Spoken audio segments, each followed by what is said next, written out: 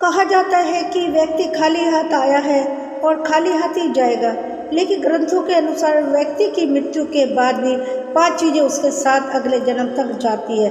तो आइए जानते हैं मरने के बाद क्या साथ लेके जाता है व्यक्ति।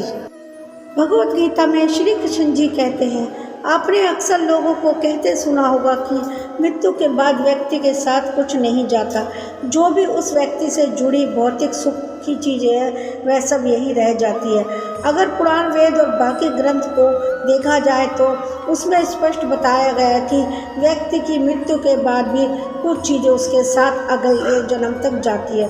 कुछ चीज़ें ऐसी हैं जिसका भुगतान व्यक्ति को अगले जन्म में भी करना पड़ता है। तो आइए जानते हैं ऐसी कौन सी 5 चीज़ें हैं जो मरने के साथ भी व्यक्ति के साथ जाती है। ज्ञान व्यक्ति को भीड़ में सबसे अलग करता है। ज्ञान के बल पर आप अपनी एक अलग पहचान और लोगों पर छाप छोड़ने में कामयाब रहते हैं। इसलिए अपनी मृत्यु से पहले आप जितना भी ज्ञान ले लेंगे वह आपके बहुत काम आएगा। दरअसल ऐसी मान्यता है कि जीवित रहते हुए व्यक्ति जो गुण सीख लेता है वह उसके साथ मृत्यु के बाद भी जाते हैं। इसलिए अपना समय खुद को अच्छा ज्ञान और गुण सीखने में व्यस्त करें। श्री गीता में इस बात का जिक्र किया गया है कि ज्ञान और दान कभी नष्ट नहीं होते। धार्मिक ग्रंथों में बताया गया है कि कर्ज कभी भी व्यक्ति का पीछा नहीं छोड़ता। अगर किसी व्यक्ति ने आपका भला किया है तो उसका ये ऋण जैसा ही मौका मिले उतार देना चाहिए।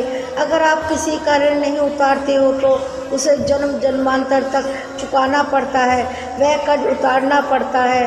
अगले जन्म में वह कर्ज किसी भी रूप में आपको चुकाना पड़ सकता है। साथ अगर आपने किसी को कर्ज दिया है तो उस व्यक्ति की मृत्यु कर्ज चुकाने से पहले ही हो जाती है, तो आपको भी बार बार जन्म लेना पड़ सकता है। इसलिए ऐसे व्यक्ति को अब उसकी मृत्यु के साथ ही माफ़ कर देना आपके लिए उचित रहेगा। ग्रंथों के अनुसार अगर व्यक्ति किसी चीज़ को पाने की चाहत रखते हैं और वह चीज़ व्यक्ति को न मिले तो मृत्यु के बाद भी उस चीज़ की वासना व्यक्ति का पीछा नहीं छोड़ती। सांसारिक सुखों की चाहत रखना ही वासना है। वासना को लेकर विष्णु पुराण में एक कथा भी मौजूद है।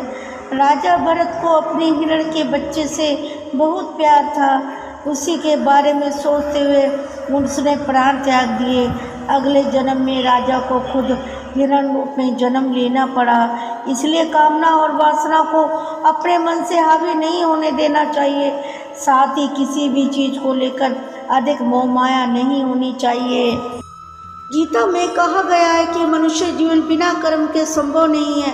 हर पल मनुष्य अच्छे व बुरे कर्म करता है। मृत्यु समीप आने पर व्यक्ति के कर्मों द्वारा ही तय होता है कि उसे परलोक में सुख मिलेगा या दुख। इन्हीं के परिणाम से पहले जन्म में अच्छा बुरा फल प्राप्त होता है। कर्म 7 जन्मों तक व्यक्ति का पीछा नहीं छोड़ते। इसका एक उदाहरण महाभारत में भी मौजूद है। बाणों की सैया पर लेटे हुए भीष्म को भगवान कृष्ण से जब विष्णु से पूछा कि तुझे ऐसी मृत्यु क्यों मिली, तो भगवान श्री कृष्ण ने उन्हें 7 जन्म पहले की घटना याद दिलाई।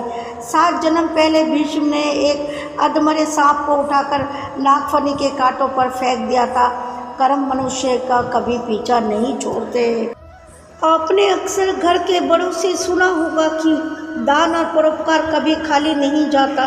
इसका जिक्र शास्त्रों में भी किया गया है। जीवन में अगर कोई अपरिचित व्यक्ति आपकी मदद करता है, इसका अर्थ है कि वह पिछले जन्म के आपके द्वारा किए गए दान और परोपकार को चुका रहा है। इसलिए दान और पुण्य करते रहना चाहिए। यह व्यक्ति की मृत्यु के बाद भी उसके साथ जाता है।